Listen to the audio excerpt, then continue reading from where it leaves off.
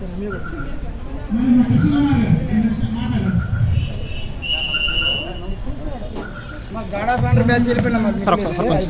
Shriman welcome to PM SHRI government high school Narsampet.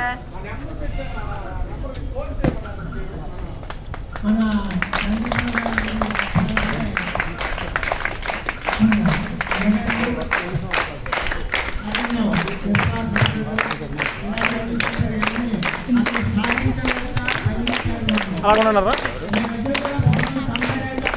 అలాగుండండి, అందరిని cover చేయాలి.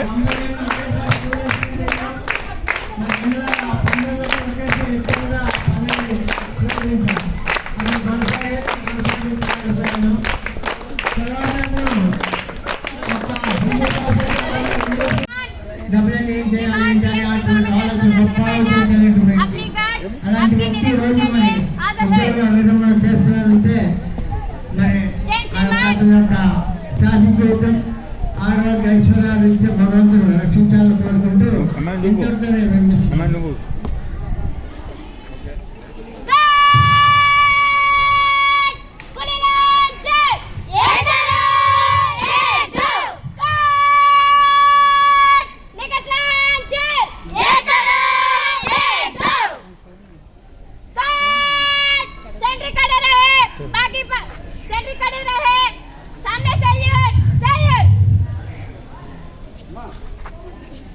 मोहन मोहन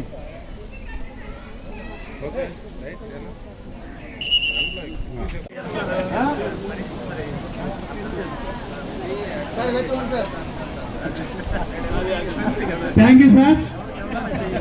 మా ప్రధాన ఉపాధ్యాయులు ఎంత ఈరోజు ఒక అధికారి పెద్ద అధికారి చేతి సన్మానం చేయబడుతున్నారు. నిజంగా అనుకోని విధంగా ఈరోజు జరిగిన నిజంగా ఆయన అదృష్టవంతులుగా మేము భావిస్తున్నాము. ఎందుకంటే ఈరోజు మా రీజన్లోకి పెద్ద వ్యక్తి, పెద్ద స్థాయి వ్యక్తి వచ్చి ఈరోజు చేస్తున్నారు. ఆయనకి ప్రత్యేకంగా పేరున మా PM SHRI government high school Narsampet తరఫున ధన్యవాదాలు తెలియజేస్తాం సార్. బిగ్ క్లాప్స్ కొట్టాలి. 3 క్లాప్స్. 1 2 3 1 2 3 1 2 3.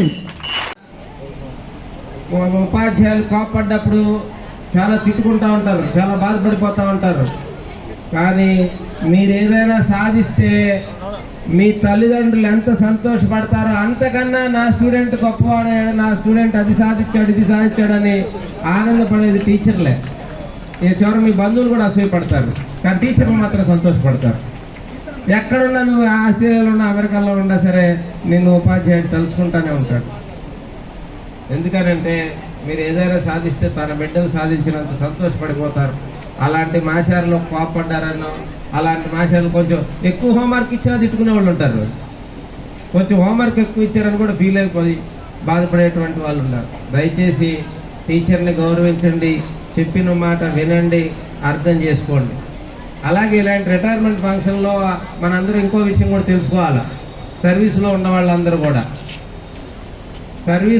వాళ్ళందరూ ఒక విషయం తెలుసుకోవాలి. ఏంటంటే ఉద్యోగం చేసేటప్పుడే జాగ్రత్త చేయాలి, కుటుంబంలో కూడా జాగ్రత్తగా ఉండాలి. చాలామంది నేను సంపాదిస్తున్నాను, నువ్వు జస్ట్ ఇంటికాడ ఉంటామని వైఫ్నో పిల్లలనో నేను ఒక్కడే సంపాదిస్తున్నాను మీరు అందరూ కూర్చొని తింటున్నారని లెక్క లేకుండా మాట్లాడకూడదు. నేను మొన్న ఒక కథ చదివాను. ఒక భార్య భర్త ఏది అడిగినా తిట్టేస్తూ ఉంటుంది. రిటైర్ అయ్యి ఇంటికాడ ఉంటాడు, ఏది అడిగినా తిట్టిచ్చిద్ది అనమాట. మరి ఇంత గయ్యాళి భార్య ఏందా అనుకున్నా నేను. సగం కథ అయిపోయినాక మిగిలిన సగంలోకి వెళ్తే ఈయన సర్వీసులో చేసేటప్పుడు ఆమె ఏది అడిగినా ఆ డబ్బులు ఏమైనా చెట్లు కాస్తున్నాయి అనుకుంటున్నావా, నేను ఒక్కడిని సంపాదిస్తా మీకు ఏం తెలియట్లేదు అని తిట్టేస్తూ ఉంటాడు అనమాట. ఏది అడిగినా తిట్టేస్తూ ఉంటాడు. ఆ తిట్టిన తిట్లన్నీ మళ్ళీ ఎక్కడికి వస్తాయి? రిటైర్ అయినా కొత్త గుర్తుపెట్టుకోండి. మీరు సర్వీసులో ఉండగా మీ ప్రవర్తన అంతా మీకు ఎక్కడి నుంచి వచ్చిందంటే మళ్ళీ తిరిగి నువ్వు రిటైర్ అయినాక వచ్చింది. ఒకవేళ ఏదైనా బయటికి వెళ్ళాలా, నువ్వు సర్వీసులో ఉండగా బయటికి వెళ్ళాలనుకో, నిన్ను పర్మిషన్ అడిగి 1-2 సార్లు డబ్బులు అడిగి పర్మిషన్ తీసుకొని జాగ్రత్తగా నువ్వు రిటైర్ అయిన తర్వాత బయటికి వెళ్ళాలనుకో, ఇప్పుడు బయటికి వెళ్ళి ఏం చేయాలో అని ఇద్దాము. ఇప్పుడు ఏం చేయాలా, ఎందుకు మెదలకుండా కూర్చోలేవా, ఇంటికాడ ఉండలేవా అని అప్పుడు ఆమె పర్మిషన్ ఇస్తేనే నువ్వు బయటికి వెళ్ళాలి. రోజులు అలా మారుతాయి. అందుకని సర్వీసులో ఉండగానే భార్యని భర్తని ఇంట్లో సంపాదించే వాళ్ళు ఉండొచ్చు, పని చేసేవాళ్ళు ఉండొచ్చు. ప్రతి ఒక్కళ్ళని మర్యాదగా చూసుకోవాలా, ప్రతి మనిషిని గౌరవంగా చూసుకోవాలా. చిన్న పిల్లలనైనా ముసలి ఇంట్లో వంట చేసేటువంటి వాళ్ళనైనా ఇంక వాళ్ళు ఉద్యోగం చేయట్లేదు, వాళ్ళు సంపాదించలేదని సంపాదించే వాళ్ళందరూ ఎట్ట పడితే అట్ట మాట్లాడారంటే తర్వాత ఈ భూమి గుండ్రంగా ఉంది, మొత్తం కరెక్ట్గా మొత్తం తిరిగి వాళ్ళకి అయ్యే వస్తాయి. రిటైర్మెంట్ రోజు ఇది తెలుసుకోవాలా. అలాగే ఇంకోటి కూడా తెలుసుకోవాలా, రిటైర్ అయినాక హాయిగా ఉంటుంది జీవితం, హాయిగా ఉంటుంది అనుకోబాకండి. రిటైర్ అయినా చేయటానికి ఏముండదు, ఇంకా హాయిగా ఉండేది ఏముంది. నువ్వు ఏ పని ఇప్పుడు కాఫీ ఇవ్వమన్నారు అనుకో, ఇప్పుడు తాగి ఏం చేయాలో అంటారు. ఏ పని అయినా సర్వీసులో ఉండగానే చేయాలా, కష్టపడాలి. సర్వీసులో ఉండగానే కష్టపడాలా. సర్వీసులో ఉండగా సెలవులు ఎప్పుడు వస్తాయి అని ఎదురు చూడకూడదు. సర్వీసులో ఉండగా కష్టపడాలా. అంతే, సెలవుల కోసం ఎదురు చూస్తే రిటైర్ అయినాక ఇంకా నీకు వర్కింగ్ డే వచ్చిద్దా? ఇప్పుడు నువ్వు పని చేద్దామని ఎవరు చేయనీరు, పని చేద్దామని ఎవరు చేయనీరు కదా. రేపు 1వ తారీఖు దాటిన తర్వాత వచ్చి నేను ఒక క్లాస్ చెప్తానని అంటే వద్దులంటే మేము చెప్పుకుంటాం, మీరు హింసించింది చాలు ఎన్నాళ్ళు మమ్మల్ని అని అంటారు. కాబట్టి వర్క్ నీవు ఎప్పుడైతే సర్వీస్లో ఉంటావో ఆ సర్వీస్లో చాలా జాగ్రత్తలు తీసుకోవాలా. కుటుంబ సభ్యులను బాగా చూసుకోవాలా. అలాగే సర్వీస్లో ఉండగానే కష్టపడి పని చేయాలి. ఈరోజు చేసిన శ్రమే తర్వాత నువ్వు ఆరోగ్యంగా ఉండటానికి ఉపయోగపడిద్ది. నుంచొని పాఠం చెప్పావు అనుకోండి, రోజుకి 2-3 పీరియడ్లు నుంచొని పాఠం చెప్పావు అనుకోండి, కనీసం స్టిఫ్గా నుంచోగలుగుతారు. పొద్దాక కుర్చీలో కూర్చొనే చెబుతున్నారు అనుకోండి, పొద్దాక కుర్చీలో కూర్చుంటే ఇక ఏమవుతుంది, జీతం పెరుగుతూ ఉంటుంది, పొట్ట పెరుగుతూ ఉంటుంది, ఆరోగ్యం తగ్గిపోతూ ఉంటుంది. కాబట్టి ఉద్యోగం చేసేటప్పుడు ఎలా అయితే మనం కొద్దిగా భవిష్యత్తు కోసం డబ్బులు దాచిపెట్టుకుంటామో, ఆరోగ్యాన్ని కూడా అలా బ్యాంకులో దాచిపెట్టుకోవాలి. ఇప్పుడు అందరు కాళ్ళు చేతులు బాగానే ఉంటాయి, 70 సంవత్సరాలు వచ్చినా కూడా నీ అంతటకు నువ్వు హుషారుగా నీ పనులన్నీ నువ్వు చేసుకోగలిగితే నువ్వు సర్వీసులో ఉండగా నీ ఆరోగ్యాన్ని కొంత బ్యాంకులో దాచిపెట్టామని అర్థం. మంచిగా వాకింగ్ చేసుకోవటం, కాస్తంత వ్యాయామం చేసుకోవటం, యోగా చేసుకోవటం సర్వీసులో ఉండగానే చేయాలి. నేను డ్యూటీ చేస్తున్నాను కదా, నాకు ఇంకెందుకు ఎక్సర్సైజులు, నేను ఆరోగ్యంగానే ఉండాను, నాకు అవసరం లేదు ఎక్సర్సైజ్ అనుకున్నారనుకోండి, ఆరోగ్యంగా ఉన్నప్పుడు ఎక్సర్సైజ్ చెయ్యరు. ఆరోగ్యం లేని తర్వాత ఇప్పుడు నేను చేయలేను అంటారు. మొత్తం మీద ఎక్సర్సైజ్ ఉండదు వాళ్ళ జీవితానికి. ఉన్నప్పుడు చేయరు, లేనప్పుడు చెయ్యలేరు. కాబట్టి సర్వీస్లో ఉండగా ఇవన్నీ తెలుసుకోవాలి, అందరూ కూడా తెలుసుకోవాలి. సరే, నా కోసం మళ్ళీ మీరు మొదలెట్టకుండా కార్యక్రమం మొత్తం ఆల్రెడీ అయిపోయిన కార్యక్రమానికి నేను మళ్ళీ మిమ్మల్ని అందరినీ ఇలా మీటింగ్ పెడతాం న్యాయం కాదు. కానీ వైడి వెంకట్రావు గారికి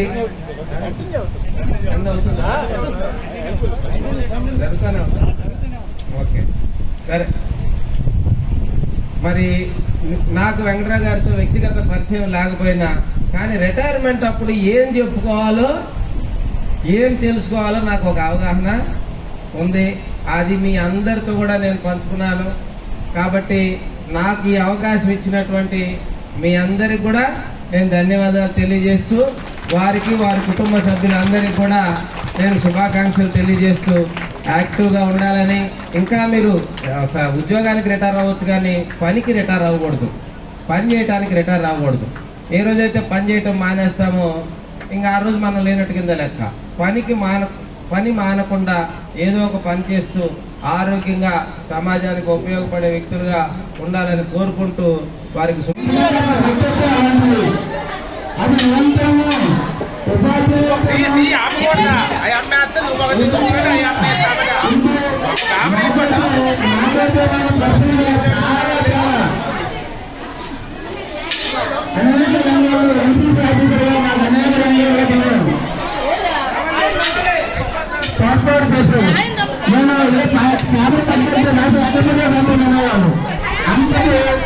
హాయ్ చెప్పండి రా.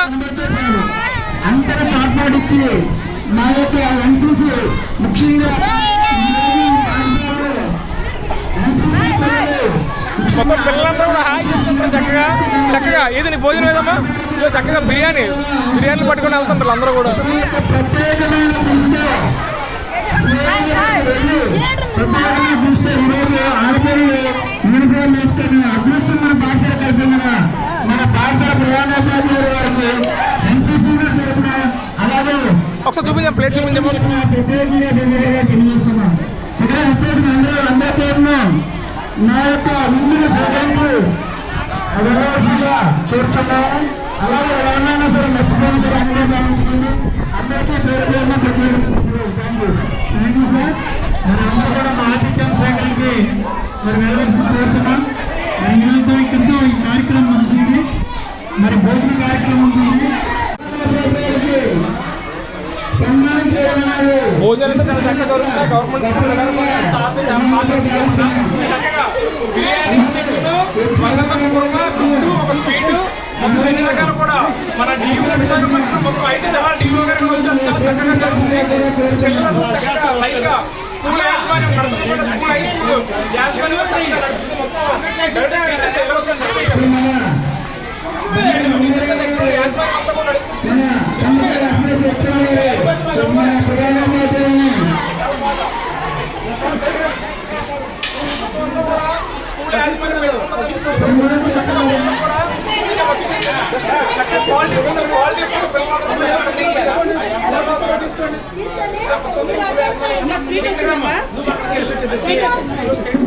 పిల్లలందరూ కూడా చాలా చక్కగా భోజనం చేస్తున్నారు. చక్కగా ఈరోజు స్కూల్లో ఎందుకమ్మా భోజనాలు పెట్టారు ఇవాళ?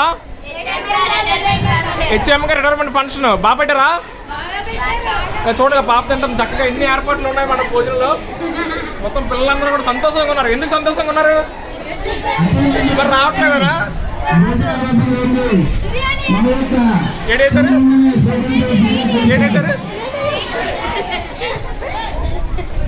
బాగుందా? బిర్యానీ బాగుందా? టీవీలో వస్తారు చెప్పండి. బాగుందా? మీరు అందరూ కూడా ఇంటికి వెళ్ళి చూసుకోండి. శేఖర్ 21 ఛానల్ వస్తుంది. హాయ్ ఫ్రెండ్స్, మరి బిర్యానీ బాగుంది కదా? బిర్యానీ ఎవరు పెట్టారు?